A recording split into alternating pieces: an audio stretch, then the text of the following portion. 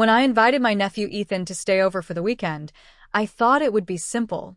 I live alone in a quiet suburban neighborhood, and having family visit always brings me a sense of comfort.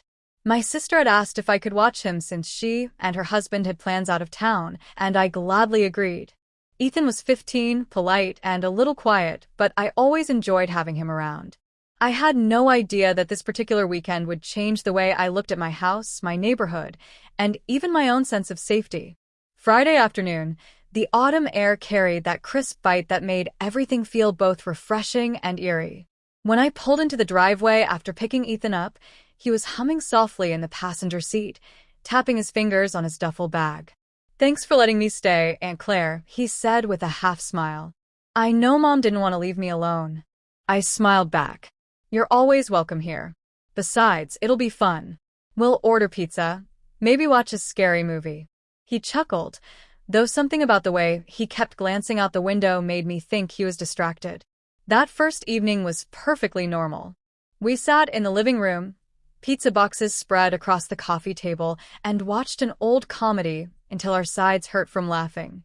Ethan loosened up quickly, telling me about school, his friends, and his plans for trying out for the basketball team. Everything felt easy, and I was glad to have the company. By 10, he said he was tired, so I showed him to the guest room. I tucked him in with extra blankets, made sure the nightlight was plugged in, and left the door slightly open in case he needed me. But around midnight, I woke to a sound that made my skin prickle. It wasn't the hum of the heater or the creak of the house settling.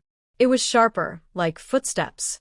I slipped out of bed and padded down the hall, the floor cool against my feet. The faint glow from the nightlight spilled out of the guest room, and I paused outside the door. Inside, Ethan was sitting up, eyes wide, staring at the window. "Ethan?" I whispered, trying not to startle him. He turned quickly, relief flashing across his face. "Aunt Claire, did you see that?" His voice was low, urgent. "There was someone outside. I swear I saw a man standing in the yard." My stomach dropped, though I forced myself to stay calm. "It was probably just a shadow," I reassured him, walking to the window. But when I looked out, the yard was still and empty, except for the faint swing of the gate, which I knew I had latched earlier. I closed the curtain and told Ethan to try to sleep, but I couldn't shake the unease that settled in my chest. I went back to bed, but my ears strained for every sound. Around 2 in the morning, I heard it again, this time a faint scraping near the back door. My heart hammered as I grabbed my phone and tiptoed through the darkened house. Ethan's door creaked open behind me and he whispered. I heard it too. Together, we edged toward the kitchen. The back door was slightly ajar, moving gently with the breeze. I knew I had locked it earlier. I shut it quickly, securing the latch, and we both stood frozen, listening. For a long minute, the house was silent. Then a knock rattled the front door. We both jumped. My first instinct was to call the police, but my hands shook so badly it took me 3 tries to dial.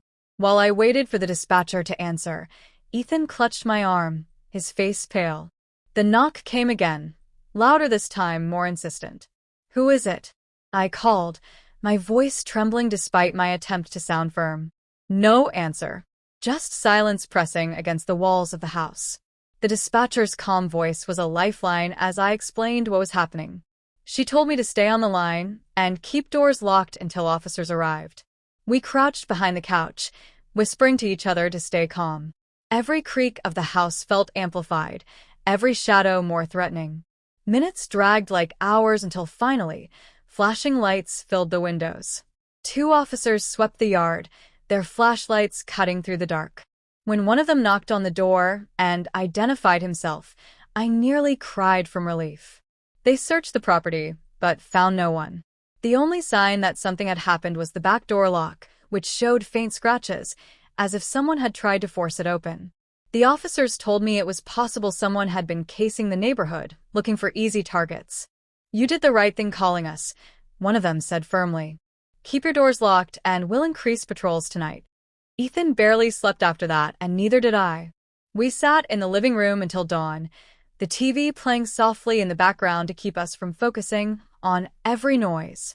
When sunlight finally streamed through the blinds, I felt a wave of relief wash over me. The world looked normal again. Birds chirping, neighbors walking their dogs, kids riding bikes down the street. But normal didn't feel the same anymore. Ethan and I sat side by side on the couch, exhaustion written across our faces. "I wasn't imagining it," he murmured, almost to himself. "Someone was really out there." I put an arm around him, squeezing gently. "I believe you," I said. And I did. That weekend left a mark on both of us. Ethan grew more cautious, more aware of his surroundings, and I installed extra locks and security cameras. We never found out who was outside that night, or why they had chosen my house. But one thing became clear. We had faced something terrifying together, and it brought us closer than ever. In the end, it wasn't just a scary story to tell. It was a reminder that sometimes the scariest things aren't in movies or books. They're the shadows that move just beyond the glass when you least expect it.